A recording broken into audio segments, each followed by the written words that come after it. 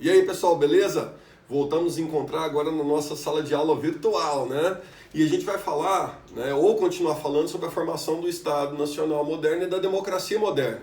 Então a gente viu que o Estado absolutista, né, ele foi capaz de reorganizar politicamente, né, os territórios, reorganizar politicamente a definição de fronteiras, a forma como é a gestão de um território nacional.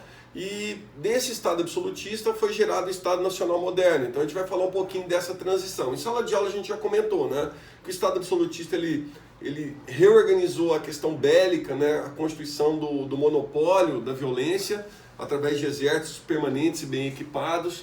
Nós vimos também que no Estado absolutista houve a formação do chamado monopólio da tributação, em que o Estado passou a tributar principalmente a burguesia ascendente, consolidada, e os pequenos artesãos, os camponeses, para poder sustentar toda a estrutura de Estado. E também observamos a questão da unificação de moeda, unificação das leis. Então o Estado absolutista foi uma transição super importante para a gente pensar o Estado Nacional Moderno, certo? Toda a nossa análise ela parte de uma abordagem de um cientista político, de um sociólogo norte-americano chamado Charles Tilly, né? Então essa é a base do texto que eu deixei para vocês no AVA. Então observem lá o texto que eu deixei, que faz parte da minha tese de doutorado, e lá as análises do Tilly que são as referências, ok?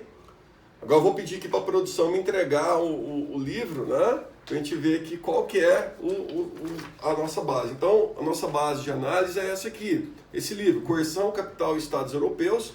Então, onde o Tilly faz uma abordagem desde 990 até 1992, aí, 1000 anos, né, de análise sobre a formação dos Estados. Isso aqui, então, é uma base muito importante. Então, é o seguinte, o que nós temos aqui, então, vou mostrar para vocês. A diferença entre a Idade Média e a Idade Moderna na formação dos Estados. Aí a gente tem o poder fragmentado, que era no período da Idade Média, para o poder centralizado, absoluto, né, no período moderno, até a gente chegar na unificação de moeda, a formação de exércitos, que é algo muito importante, que nós já falamos sobre isso, correto?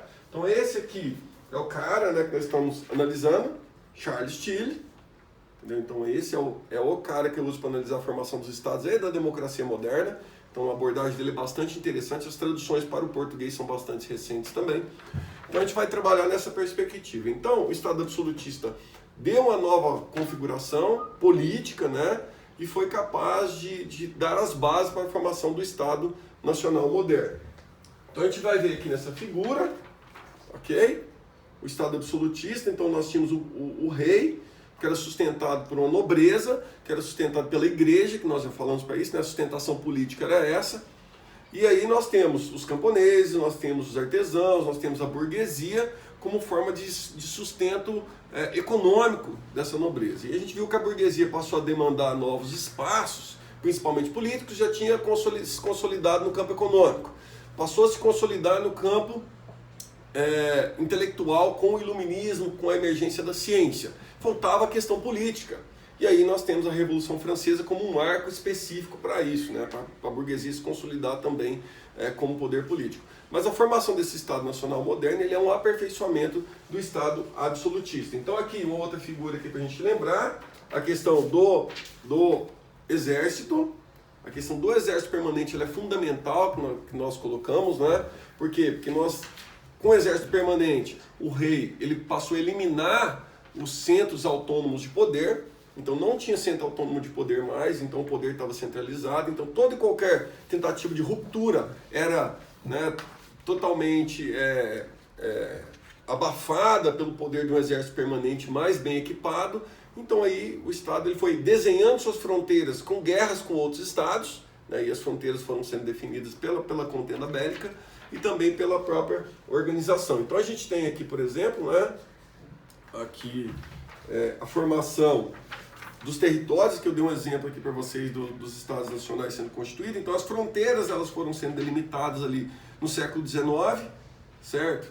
A partir dessa organização do Estado, do século XVIII, século XIX, de organização do Estado Nacional Moderno, beleza? Então aqui está aqui, vamos eliminando essa parte aqui de formação do Estado, né? A gente joga lá, toma aí produção então para vocês, aí.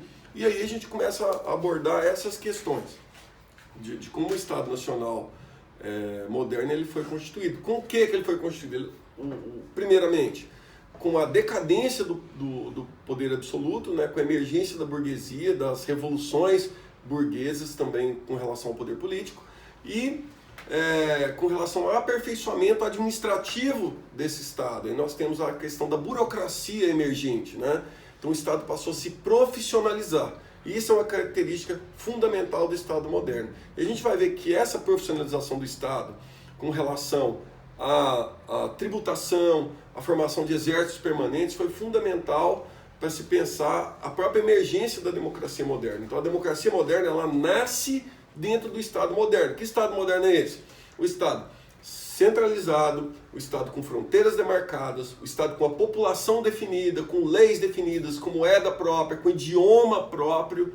Então esse Estado nacional moderno foi sendo moldado e passou a ser a referência, né, de surgimento da democracia moderna. Então não existe democracia moderna sem o Estado moderno. Então a gente vai poder falar isso no nosso próximo encontro. Valeu, pessoal, um abraço.